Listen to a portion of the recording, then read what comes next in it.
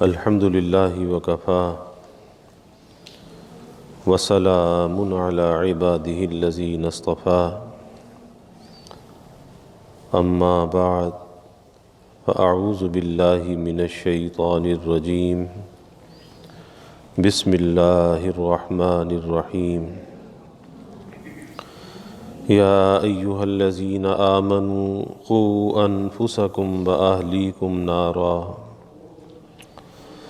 قال النبی صلی اللہ علیہ وسلم الدنیا سجن المؤمن وجنت الکافر وقال رسول اللہ صلی اللہ علیہ وسلم الدنیا مزرعۃ الآخرہ او کما قال علیہ الصلاة والتسلیم رب اشرح لی صدری ویسر لی امری واحلل عقدۃ من لسانی یفقہوا قولی سبحانک لا علم لنا الا ما علمتنا انک انت العلیم الحکیم ان اللہ وملائکتہ یصلون علی النبی یا ایہا الذین آمنوا صلوا علیہ وسلموا تسلیما اللہم صل علی محمد عبدک ورسولک وصل علی المؤمنین والمؤمنات والمسلمین والمسلمات صدق اللہ العظیم وصدق رسولہ النبی الکریم ونحن علی ذلک لمن الشاہدین والشاکرین والحمد للہ رب العالمین۔ اللہ رب العزت کا بے حد شکر اور احسان ہے، اللہ تعالیٰ کی توفیق اور مدد شامل حال ہے۔ اللہ تعالیٰ نے جمعے کی ان بابرکت ساعات میں ہمیں اپنے گھر میں مل بیٹھنے کا، حاضری کا یہ موقع عطا فرمایا۔ اللہ تعالیٰ ہم سب کی اس حاضری کو قبول فرمائے اور اس گھر سے، اس در سے ہمیشہ سچی وابستگی اللہ ہمیں نصیب فرمائے۔ اس دنیا کی زندگی میں جو انسان یہاں پر آیا ہے تو یہاں پر آخرت کی تیاری کے لیے آیا ہے۔ یہ دنیا اس کا گھر نہیں ہے، اس کی رہنے کی جگہ نہیں ہے، بلکہ یہ دنیا ایک راہ گزر تو ہے۔ جیسے انسان کہیں جانے کا ارادہ کرے، کسی منزل پر جانے کا ارادہ کرے اور پھر راستہ طے کرتا ہوا اس منزل پہ پہنچ جائے، تو وہ جو راستہ ہے، جو گزرگاہ ہے، بس دنیا کی مثال بھی وہی ہے کہ یہ گزرگاہ ہے، کہ اس گزرگاہ سے گزر کر جانا کہاں پر ہے؟ جانا آخرت میں ہے، منزل جو ہے وہ آخرت ہے۔ لیکن جب آدمی کہیں کا ارادہ کرتا ہے، کسی منزل کو متعین کرتا ہے، تو اس منزل تک پہنچنے کے لیے کچھ زاد راہ، کچھ توشہ، کچھ سامان اپنے ساتھ رکھتا ہے، اور وہ زاد راہ، وہ توشہ کوئی بیکار چیز نہیں ہوتی، کارآمد چیز ہوتی ہے، مفید چیز ہوتی ہے۔ ایسی چیز کا انتخاب کرتا ہے کہ جس منزل پر وہ جا رہا ہے وہاں پر وہ چیز کارآمد ہو، اس کے کام آ جائے۔ اسی طرح سے جب ہم میں سے ہر شخص مسافر آخرت ہے اور آخرت اس کی منزل ہے، تو اس منزل کے لیے ہمیں کچھ جمع کرنا چاہیے، اور ساتھ میں اپنا یہ بھی حساب لگانا چاہیے، یہ بھی اندازہ کرنا چاہیے کہ اب تک کی جو ہماری زندگی گزری ہے، اس اب تک کی زندگی میں ہم نے اپنی آخرت کے لیے، اس منزل کے لیے کیا جمع کیا ہے۔ کیونکہ اللہ کے حبیب صلی اللہ علیہ وسلم نے فرمایا الدنیا مزرعۃ الآخرہ، کہ یہ دنیا آخرت کی کھیتی ہے۔ اب جو یہاں پر بوئے گا وہی وہاں پر جا کر کاٹے گا۔ گندم از گندم برویت جو سے جو، از مکافات عمل غافل مشو، کہ اگر گندم بوئے گا تو گندم کی فصل کاٹے گا، اور اگر جو بوئے گا تو جو کی فصل کاٹے گا۔ ایسا نہیں ہے کہ جو کی فصل بونے کے بعد امید یہ رکھے کہ گندم کی فصل کاٹوں گا، ایسا نہیں ہے۔ اسی طرح سے ہر آدمی کو اس کے مکافات سے واسطہ پڑھنا ہے۔ جو کچھ وہ دنیا میں کرتا رہا ہے، موت کے وقت، اس کی قبر میں، اس کے حشر میں، انہی چیزوں سے واسطہ پڑھنا ہے جو کچھ وہ یہاں پر کرتا رہا ہے۔ اس لیے حدیث میں آتا ہے نا کہ مرنے سے پہلے اپنا امتحان لے لو، حساب دینے سے پہلے اپنا حساب کر لو۔ تو آج دنیا کے اندر ہر انسان اپنا حساب کر سکتا ہے، اپنا اندازہ لگا سکتا ہے کہ آخرت کے لیے اس نے کیا کیا اور کیا نہیں کیا۔ اور اللہ نے قرآن میں بہت واضح طور پر کہہ دیا، یا ایھا الذین آمنوا قوا انفسکم واہلیکم نارا، کہ ایمان والو اپنے آپ کو دوزخ کی آگ سے بچاؤ اور اپنے گھر والوں کو دوزخ کی آگ سے بچاؤ۔ تو پتہ چلا کہ ہمیں کسی دھوکے کے اندر مبتلا نہیں رہنا چاہیے۔ اور دنیا کے اندر بھی ہم یہ دیکھتے ہیں کہ کوئی انسان اگر کسی اچھی چیز کا خریدار ہوتا ہے تو اس کو خریدنے کے لیے اس کی قیمت کا وہ انتظام کرتا ہے۔ ایسا نہیں ہوتا کہ کسی چیز کا وہ خریدار تو ہو لیکن اس کی قیمت کا انتظام نہ کرے، تو پھر یہی کہا جائے گا کہ نری ہوس تو ہے لیکن اس کے اندر طلب نہیں ہے۔ اگر اس کے اندر طلب ہوتی تو اس کی قیمت کا یہ انتظام کرتا جو چیز یہ حاصل کرنا چاہتا ہے۔ اسی طریقے سے ہم میں سے ہر شخص جنت چاہتا ہے، جنت کا ٹھکانہ چاہتا ہے، جنت کی نعمتیں چاہتا ہے، جنت کی راحت، جنت کا عیش و عشرت چاہتا ہے۔ اور حقیقت بھی یہی ہے کہ جنت بڑے عیش کی جگہ ہے، بڑے راحت کی جگہ ہے، اور ایسے عیش و عشرت کی جگہ ہے، ایسی راحت کی جگہ ہے کہ جہاں پر دکھ، تکلیف، غم، پریشانی، بیماری، کسی چیز کا نام و نشان بھی نہیں ہے۔ وہاں جا کر تو یہ کیفیت ہوگی کہ نہ اس کی صحت کہیں جائے گی، نہ کوئی بیماری اس کے پاس آئے گی، اور جس جوانی اور جس عمر کے حصے میں اسے بنا دیا جائے گا بس اسی حصے کے اندر یہ رہے گا، نہ اس کی عمر گھٹے گی نہ بڑھے گی۔ وہ جنت ایسی ہے۔ اور جس کے دل کے اندر اللہ نے ایمان کا نور دیا ہے، ایمان کی دولت دی ہے، وہ طالب جنت بھی ہے، وہ جنت کو چاہتا ہے، جنت کی طلب دل کے اندر رکھتا ہے، وہ خواہش دل کے اندر رکھتا ہے۔ تو یہ طلب اور یہ خواہش کا دل کے اندر ہونا یہ ہمارے ایمان کا تقاضا ہے۔ لیکن یاد رکھیے کہ دنیا کے اندر تو ہم یہ دیکھتے ہیں کہ کوئی چیز صرف خواہش سے اسے حاصل نہیں ہوتی جب تک کہ اس کے حاصل کرنے کی سعی اور کوشش نہ کرے۔ تو پھر ہمیں یہ بھی دیکھنا چاہیے کہ ہم نے جنت کے حاصل کرنے کے لیے کیا سعی کی ہے، کیا کوشش کی ہے۔ زندگی گزرتی چلی جا رہی ہے اور ہماری کیفیت یہ ہے کہ صبح سے شام تک نیکی کرنے کے بہت سے مواقع آتے ہیں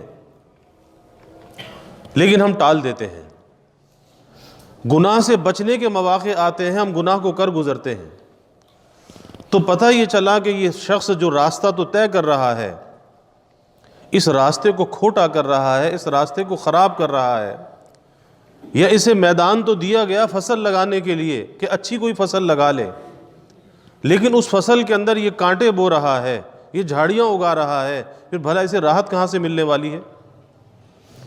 آج کیفیت یہ ہے کہ ہم نیکی کو ٹال دیتے ہیں، ہاں کر لیں گے، ابھی بہت وقت ہے۔ شیطان بھی دھوکہ دیتا ہے، شیطان کہتا ابھی تو بہت عمر پڑی ہے نا، ابھی تو ذرا عیش و مستی سے زندگی گزار لو، پھر آخر کو وقت آئے گا تو توبہ کر لینا، اللہ کو راضی کر لینا۔ تو یاد رکھیے کہ ہم میں سے کسی کو معلوم نہیں کہ کون سا وقت آخر وقت ہے، کسی کو معلوم نہیں۔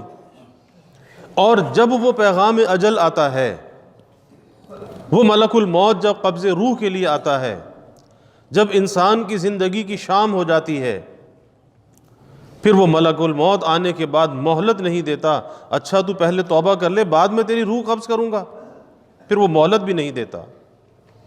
اور پھر انسان کی یہ کیفیت ہوتی ہے کہ بہت سے گناہوں کا بوجھ اپنے سر پر لے کر اس زمین کی قبر کی غذا بن جاتا ہے، اس مٹی کی غذا بن جاتا ہے، اور اس کی جو قبر ہے اس گناہوں کے بوجھ کو برداشت نہیں کر سکتی۔ جس گناہ کے بوجھ کو اٹھا کر اس زمین پر، اس دھرتی پر یہ چلتا ہے، اس کی قبر اس گناہ کے بوجھ کو برداشت نہیں کرتی، اور پھر قبر اس کے ساتھ بہت برا سلوک کرتی ہے۔ اللہ کے حبیب صلی اللہ علیہ وسلم نے فرمایا کہ یہ قبر جنت کے باغوں میں سے باغ بھی ہے، اور یہ دوزخ کے گڑھوں میں سے گڑھا بھی ہے۔ جو نیکیوں کے بوجھ کے ساتھ دنیا میں چلتا رہا، اور یاد رکھیے کہ نیکی کا بوجھ نہیں ہوتا، نیکی ایک لطیف چیز ہوتی ہے، لیکن میزان عمل میں اس کا وزن زیادہ ہوتا ہے۔ تو یہ دھرتی، یہ زمین بھی اس سے پیار کرتی ہے۔ جب یہ نیک بندہ، نیکی سے زمین پر چلنے والا، گناہ سے بچ کر زندگی گزارنے والا، جب یہ قبر کے اندر جاتا ہے تو یہ قبر اس سے اچھا سلوک کرتی ہے، برا سلوک نہیں کرتی۔ اللہ کے حبیب صلی اللہ علیہ وسلم نے فرمایا کہ یہ قبر اس سے خطاب کرتی ہے، کہتی ہے کہ تو زمین پر چلنے والوں میں مجھے کتنا پیارا لگتا تھا۔ کس لیے پیارا لگتا تھا؟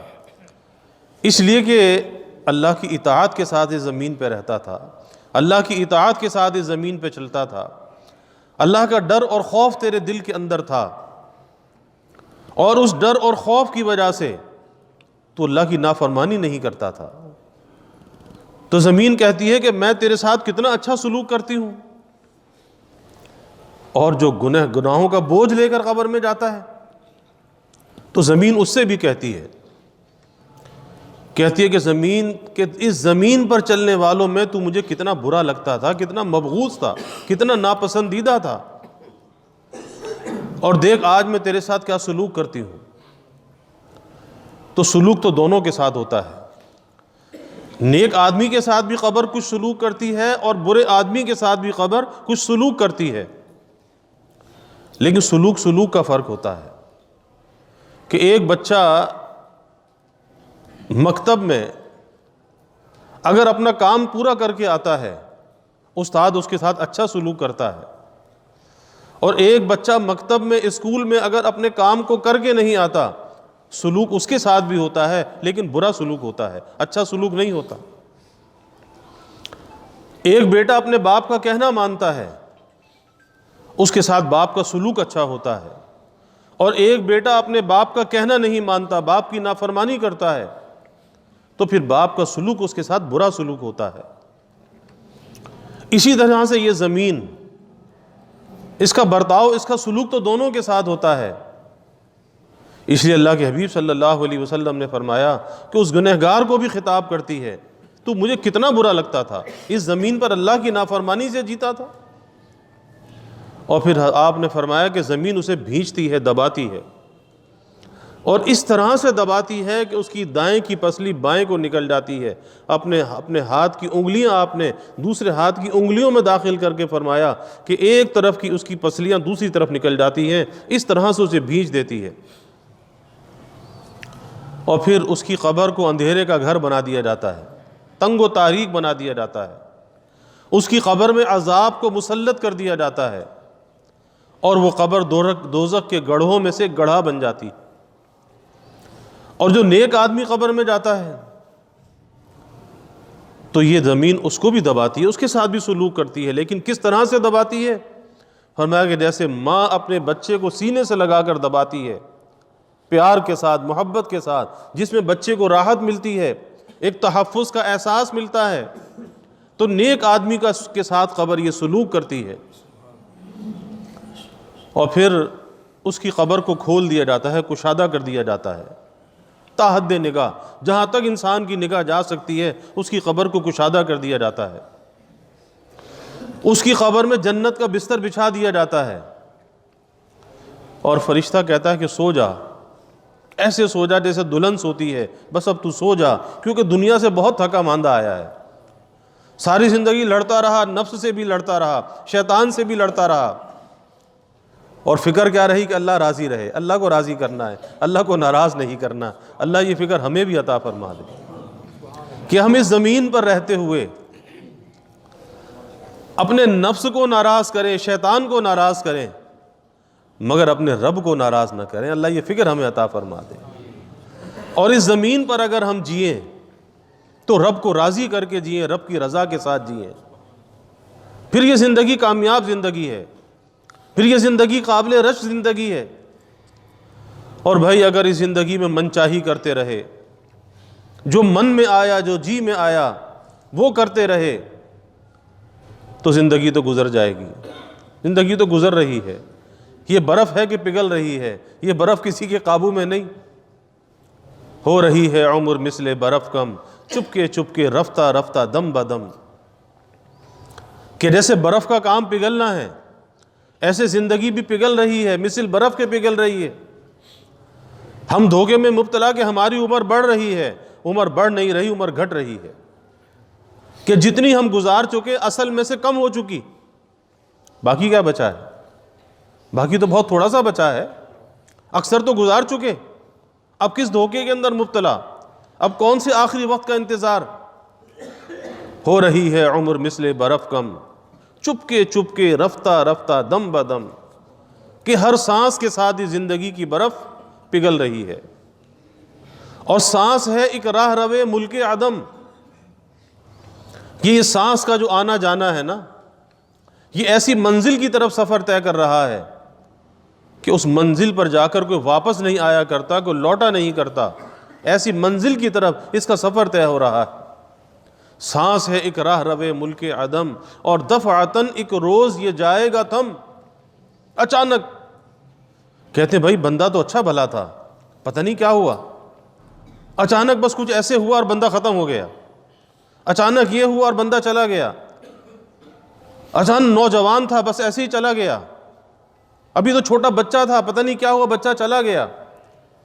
وہ یہ سانس ہے ایک راہ روے ملک عدم، دفعتاً ایک روز یہ جائے گا تھم۔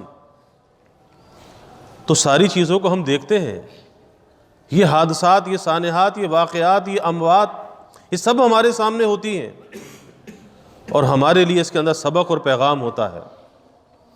دیکھو وہ جانے والا تو چلا گیا، لیکن تمہارے لیے سبق یہ ہے کہ جانا تم نے بھی ہے، اس لیے اس جانے سے پہلے اس کی تیاری کر لو۔ تو بھائی ہمیں اپنا اپنا جائزہ لینا چاہیے۔ ہمارا بھی یہ مل بیٹھنا ایک فکر کے لیے ہے کہ جس منزل پر ہمیں جانا ہے، جو ہماری جائے قرار ہے، جائے قیام ہے، وہ آخرت ہے، وہ دنیا نہیں ہے۔ اور جس منزل سے گزرنا ہے، آدمی سفر طے کرتا ہے نا، راستے کا بھی اچھا انتخاب کرتا ہے، کوئی ایسا راستہ ہو کہ جہاں آسانی کے ساتھ سفر ہو جائے۔ تو اس زندگی کے سفر میں ایک موت کی گھاٹی بھی آتی ہے، ایک قبر کی گھاٹی بھی آتی ہے، سوال و جواب کی گھاٹی بھی آتی ہے۔ تو ذرا زندگی کچھ ایسی گزارنی چاہیے کہ وہ موت کی منزل بھی آسان ہو جائے، وہ قبر کی منزل بھی آسان ہو جائے، وہ سوال و جواب کی منزل بھی آسان ہو جائے۔ زندگی کو ایسا بنانا چاہیے، ایسا ڈیزائن کرنا چاہیے کہ یہ ساری منزلیں آسان ہوتی چلی جائیں۔ کام تو بہت آسان ہے لیکن ہم نے مشکل سمجھ رکھا ہے۔ آسان ہے، مشکل نہیں ہے، لیکن ہمیں مشکل لگتا ہے، اور وہ مشکل اس لیے لگتا ہے کہ ہمارا نفس اس کے اندر رکاوٹ بن جاتا ہے۔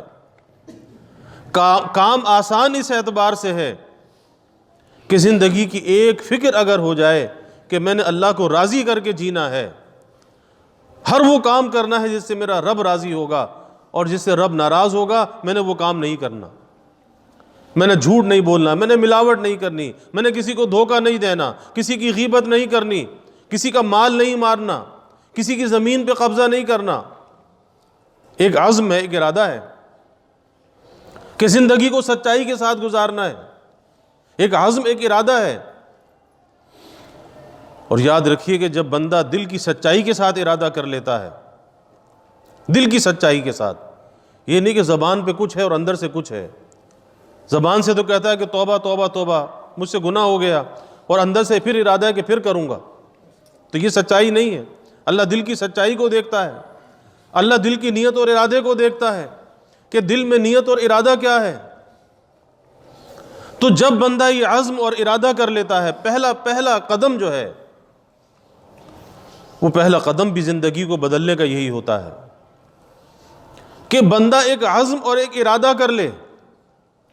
اور یاد رکھیے کہ اس عزم اور ارادے کے لیے کہیں بازار سے کوئی خرید کے نہیں لانا پڑتا، کوئی مال و دولت خرچ نہیں کرنا پڑتا. اور یہ تو انسان کے اپنے اندر کی چیز ہے، یہ تو اس کے اندر رکھی ہوئی ہے، یہ اس کا ایمان اس کے اندر موجود ہے. اس ایمان کو یقین کے اندر تبدیل کرنا ہے، اپنے رب کے ساتھ ایک عہد و پیمان کرنا ہے، ایک وعدہ کرنا ہے. اور کیسے کرنا ہے؟ کہ اپنے ماضی پر، جو ماضی گزر چکا، سب سے پہلے اس ماضی پر اللہ کے سامنے ندامت کے آنسو بہانے ہیں. ندامت کے آنسو، پشیمانی. کچھ جو کھو چکا، جو عمر عزیز کا حصہ ضائع ہو چکا، اس پر کچھ ندامت، کچھ پشیمانی. یا اللہ میں کیا کر بیٹھا، کیسے زندگی کے وقت کو ضائع کر دیا. اور اس زمین پر آپ کی نعمتوں کو تو برتا، آپ کے وجود سے، اس دیے ہوئے وجود سے نعمتوں سے لطف اندوز تو ہوا، زندگی کو انجوائے تو کرتا رہا، لیکن آپ کو بھی ناراض کرتا رہا. کہ ایک باپ بھی اس بات کی خواہش کرتا ہے کہ جب میں بیٹے کو پالتا پوستا ہوں، اس پر خرچ کرتا ہوں، اس کو پال کے جوان کرتا ہوں، تو باپ بھی چاہتا ہے کہ بیٹا میرا کہنا مانے. تو رب بھی یہ چاہتا ہے کہ جب اپنے بندے کو نعمتیں دیتا ہوں تو میرا بندہ میرا کہنا مان کے چلے. اور ہم میں سے ہر آدمی یہ چاہتا ہے کہ بھئی ہماری اولاد ہمارا کہنا مانے، اور اگر ہمارا کہنا نہ مانے ہمیں برا لگتا ہے، ہمیں غصہ آتا ہے. تو جب ایک باپ کی یہ چاہت ہے تو رب کی یہ چاہت نہیں ہوگی کہ سب سے بڑا محسن تو ہمارا رب ہے. تو یہ ندامت، یہ پشیمانی، ایک احساس زیاں کہ کیا کھو بیٹھا، اتنا لمبا زندگی کا حصہ ضائع کر بیٹھا. اور پھر اس کے بعد ایک عزم اور ارادہ. اور یہ تو بھائی ایک اللہ اور بندے کے درمیان ایک عہد و پیمان ہے، اور یہ اللہ اور بندے کے درمیان ایک راز ہے کہ یہ بندہ رازدان ہے یا اس کا رب ہے، کسی اور کو معلوم نہیں ہے. تو وہ جو پہلا قدم ہے نا، ایک عزم اور ارادہ، دل کی سچائی کے ساتھ اللہ سے عہد و پیمان کر لے، وعدہ کر لے کہ یا اللہ اب تک جو ہو چکا سو ہو چکا، لیکن آئندہ تجھے ناراض نہیں کروں گا. اے میرے مولا، آئندہ تجھے ناراض نہیں کروں گا، تو اپنی مدد میرے شامل حال کر دے. بس جب دل کے اندر یہ سچائی آ جاتی ہے کہ بندہ اپنے رب کو راضی کرنے کا عزم اور ارادہ کر لیتا ہے، تو یاد رکھیے کہ اس عزم اور ارادے کے اندر، اس سچائی کے اندر وہ تنہا نہیں ہوتا، اس کے اللہ کی مدد اس کے ساتھ ہوتی ہے. پھر قدم قدم پر اللہ کی مدد اس کے دامن گیر ہوتی ہے. پھر اللہ اسے ہر جگہ سے نکال کر لے جاتا ہے، ہر برائی سے اللہ اسے بچاتا ہے. لیکن دل کی سچائی چاہیے، سچی نیت اور ارادہ چاہیے. پھر دیکھیں اللہ کس طرح سے بچاتا ہے، کس طرح سے نیکی کی توفیق عطا کرتا ہے.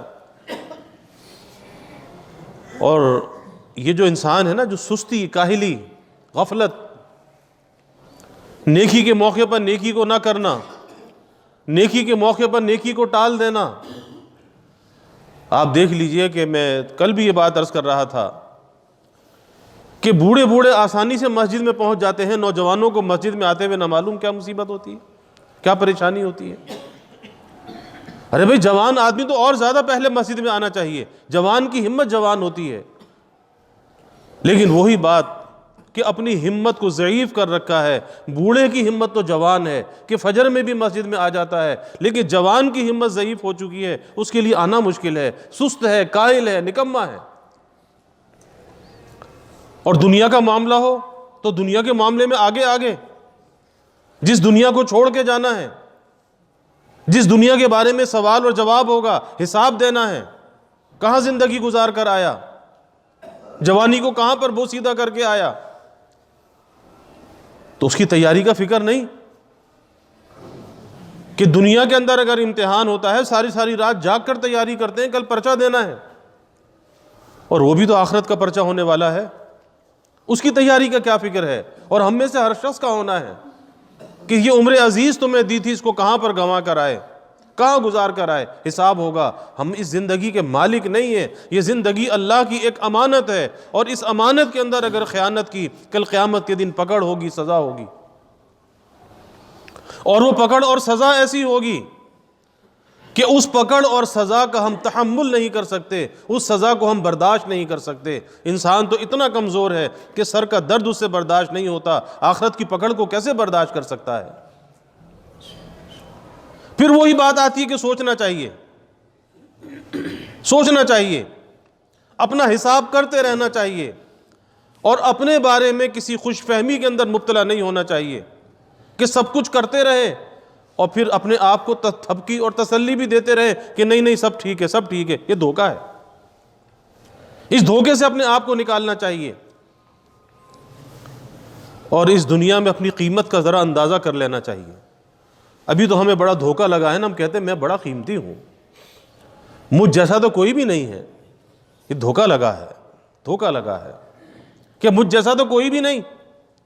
اور اس دھوکے سے اپنے آپ کو نکالنا چاہیے، ذرا اپنی قیمت کا اندازہ کر لینا چاہیے کہ میری قیمت کیا ہے، اور قیمت وہ نہیں جو میری نظر میں میری قیمت ہے، قیمت وہ ہے جو میرے رب کی نظر میں میری قیمت ہے۔ ان اکرمکم عند اللہ اتقاکم، اللہ نے کہہ دیا کہ اللہ کے نزدیک مکرم کون ہے، معزز اور محترم کون ہے۔ ہم میں سے ہر شخص اپنے آپ کو بڑا معزز سمجھتا ہے، بڑا محترم سمجھتا ہے۔ اللہ کہتا ہے نہیں، ایسے نہیں، معزز وہ ہے، محترم وہ ہے، مکرم وہ ہے جو اللہ کی نظر میں مکرم ہے۔ اور وہ کون ہے؟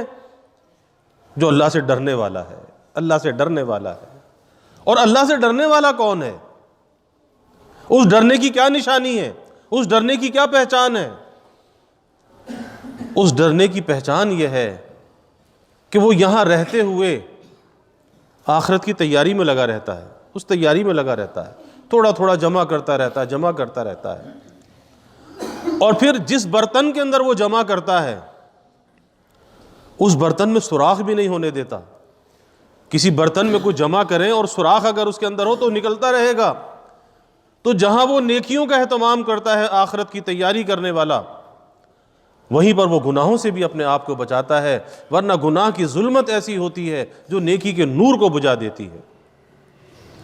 تو اس دھوکے سے اپنے آپ کو نکالنا چاہیے کہ جی بس دنیا میں میں ہوں، میرے علاوہ کوئی بھی نہیں۔ ارے دھوکہ ہے بھائی، دھوکہ ہے۔ دنیا فانی ہے، ہر چیز کو فنا ہے، اور ہر چیز اپنے فنا کی طرف بڑھ رہی ہے۔ باقی تو اللہ کی ذات ہے، باقی سب کچھ فانی ہے۔ کل من علیہا فان ویبقى وجہ ربک ذو الجلال والاکرام، اللہ کی ذات باقی ہے، ہر چیز فانی ہے۔ تو اپنی حیثیت کا ذرا ہمیں اندازہ کرنا چاہیے، اور پھر اس کے ساتھ ساتھ یہ بھی دیکھنا چاہیے، وقت ہو گیا، کہ اپنے لیے کیا کیا، اپنے گھر والوں کے لیے کیا کیا، اپنی ذات میں کتنا اللہ کا دین لے کر آئے، اور اپنے گھر والوں تک کتنا اللہ کے دین کو پہنچایا۔ یہ بھی ہماری ذمہ داری میں شامل ہے۔ اس لیے اللہ نے کہا قوا انفسکم واہلیکم نارا، کہ اپنے آپ کو دوزخ کی آگ سے بچاؤ، اپنے گھر والوں کو دوزخ کی آگ سے بچاؤ۔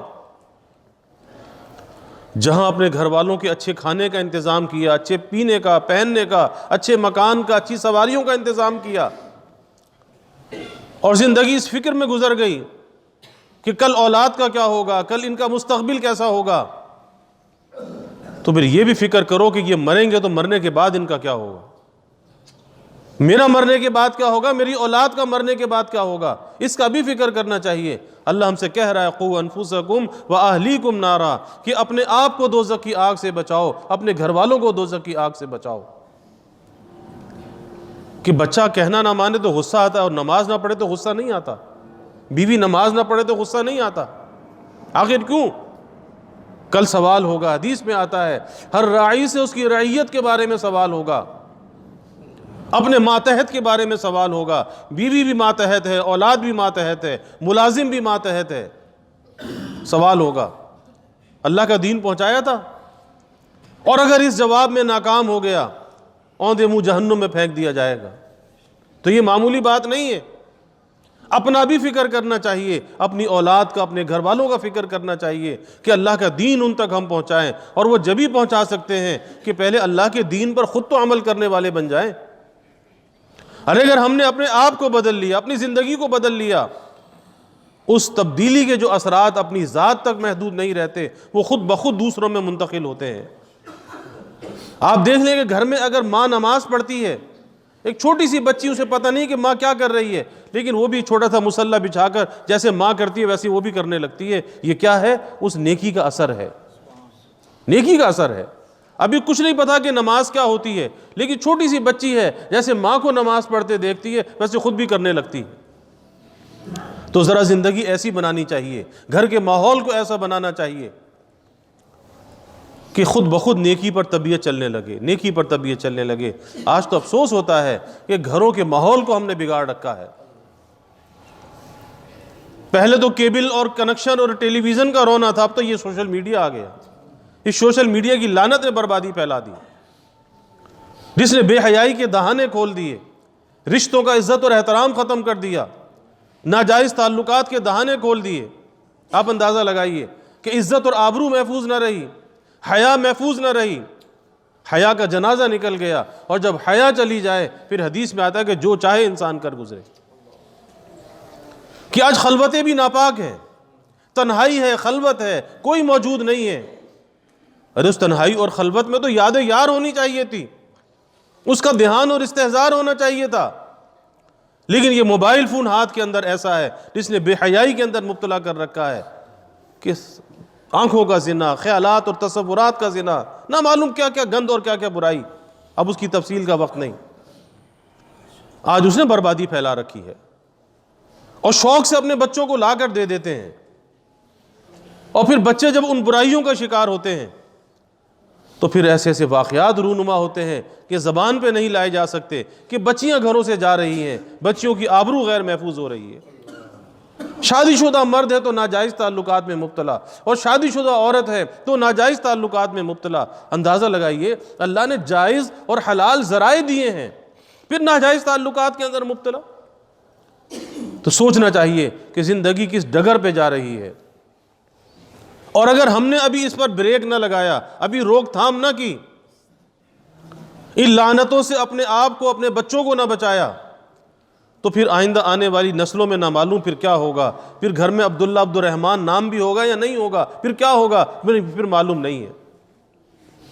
کہ آج دنیا میں ایسے لوگ ملتے ہیں کہ ان کے بڑے پہلے مسلمان تھے، لیکن آج ان کے بعد والوں کو پتہ نہیں۔ ایسے علاقے بھی دنیا کے اندر موجود ہیں کہ آج بھی ان کے گھروں کے اندر قرآن پاک موجود ہے، لیکن انہیں پتہ نہیں کہ قرآن پاک ہے کیا چیز۔ کہتے ہیں بس یہ فاتحہ ہے، بس کسی کا انتقال ہونے لگتا ہے تو کہتے ہیں فاتحہ لے آؤ، انہیں نہیں پتا کہ ان کے آباء و اجداد مسلمان تھے۔ تو ہمیں ذرا اپنے نسلوں کا فکر کرنا چاہیے۔ اللہ ہمیں جھنجھوڑ رہا ہے، بیدار کر رہا ہے، قُوا أَنفُسَكُمْ وَأَهْلِيكُمْ نَارًا، کہ اپنے آپ کو دوزخ کی آگ سے بچاؤ، اپنے گھر والوں کو دوزخ کی آگ سے بچاؤ۔ اللہ یہ فکر مجھے بھی عطا فرمائے، ہم سب کو عطا فرمائے۔ اللہ ہمارے گھروں کے ماحول کو جنت کا نمونہ بنا دے، اللہ ہماری زندگیوں کو جنت کا نمونہ بنا دے، کہ اللہ کی رضا کے ساتھ ہم جئیں، اللہ کی رضا کے ساتھ ہم مریں، اور زندگی وہی زندگی ہے جو اللہ کی رضا کے ساتھ ہو، اپنے رب کو راضی کر کے ہو۔ وآخر دعوانا ان الحمدللہ رب العالمین۔